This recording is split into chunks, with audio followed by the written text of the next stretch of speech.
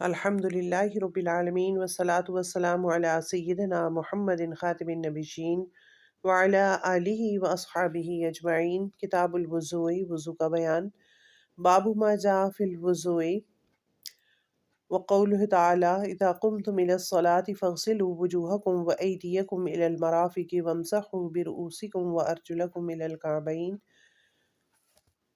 اللہ تعالیٰ نے قرآن مجید میں ارشاد فرمایا کہ اے ایمان والو، جب تم نماز کے لیے کھڑے ہو جاؤ تو اپنے چہروں کو دھو لو اور اپنے ہاتھوں کو کونیوں تک، اور مسح کرو اپنے سروں کا، اور اپنے پاؤں دھو لو ٹخنوں تک۔ بخاری کہتے ہیں کہ نبی کریم صلی اللہ علیہ وسلم نے بیان فرما دیا کہ وضو میں اعضاء کا دھونا ایک ایک مرتبہ فرض ہے، اور رسول پاک صلی اللہ علیہ وسلم نے اعضاء کو دو دو بار بھی دھویا اور تین تین دفعہ بھی،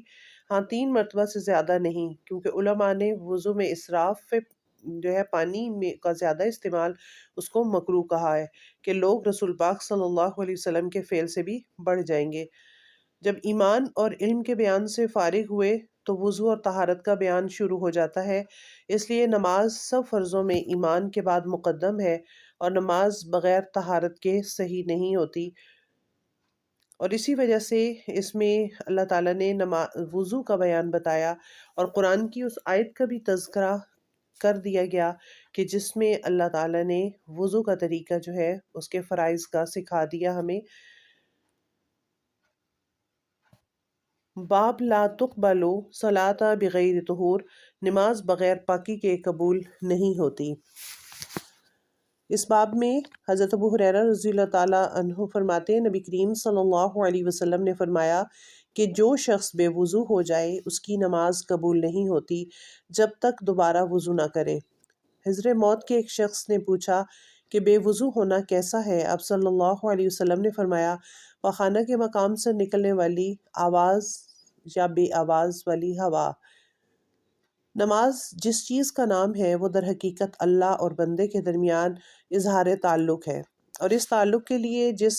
یکسوئی اور فراغت قلب کی ضرورت ہے وہ بغیر اس کے پیدا نہیں ہو سکتی کہ آدمی اپنے نفس کے ساتھ اپنے جسم کو بھی نجاستوں سے پاک رکھے۔ ایک نجاست تو وہ بھی ہے جو ظاہری طور پر بدن سے تعلق رکھتی ہے اور نظر آتی ہے، مگر ایک نجاست وہ ہے جو نظر نہیں آتی، صرف محسوس ہوتی ہے۔ اس لیے دونوں قسم کی گندگیوں سے پاک ہونے کا حکم دیا گیا۔ اس حدیث میں جس چیز سے وضو ٹوٹ جانے کی خبر دی گئی وہ ایسی چیز ہے جو آنکھوں سے دکھائی نہیں دیتی، مگر آدمی کو اس کو محسوس کرتا ہے، اس لیے ایسی چیز کو وضو ٹوٹنے کا سبب بھی قرار دے دیا، جو در حقیقت آدمی کے اندر یہ احساس پیدا کر دے کہ وہ خدا کا بندہ ہے اور اس کا کوئی فعل خدا کی نگاہ سے چھپا ہوا نہیں ہے۔ ہوا خارج ہونے کا عام طور پر دوسروں کو پتہ نہیں چلتا، اس لیے اگر کوئی ظاہری علامت وضو کے ٹوٹنے کی مقرر کی جاتی تو یہ تو ہوتا کہ جب وہ علامت سامنے آتی نئے وضو کے لیے آدمی تیاری کرتا، مگر ہو سکتا ہے اس طرح صرف دوسروں کو دکھانے اور دھوکہ دینے کے لیے وضو کر لیا جاتا، اور نمائش یا دکھاوے کے طور پر نماز بھی ادا کر لی جاتی۔ مگر اب ایک ایسی چیز یا نقص جو وضو کے سبب مقرر کیا گیا جس کا تعلق آدمی کے اپنے ضمیر اور احساس سے ہے، اب اس کے لیے یہ ممکن نہیں کہ وہ وضو صرف دکھاوے ہی کے لیے کرے۔ اب تو یہ سمجھ آ جانی چاہیے کہ وضو وہ کرے گا تو اللہ کے سامنے پاک اور صاف حاضر ہونے کے لیے، اس لیے وضو ٹوٹنے کے بعد مجھے دوبارہ سے وضو کرنا چاہیے۔ یہ وہ ایک حکیمانہ اصول ہے جو صرف اللہ تعالیٰ ہی کی طرف سے عطا ہو سکتا ہے۔ اور فسا اس ہوا کو کہتے ہیں جو ہلکی سی آواز سے آدمی کے مقعد سے نکلتی ہے، اور ذرات وہ ہوا ہے جس میں آواز ہوتی ہے۔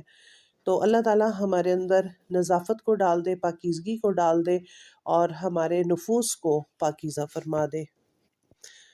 سبحانک اللہم و بحمدک نشہد ان لا الہ الا انت نستغفرک و نتوب الیک۔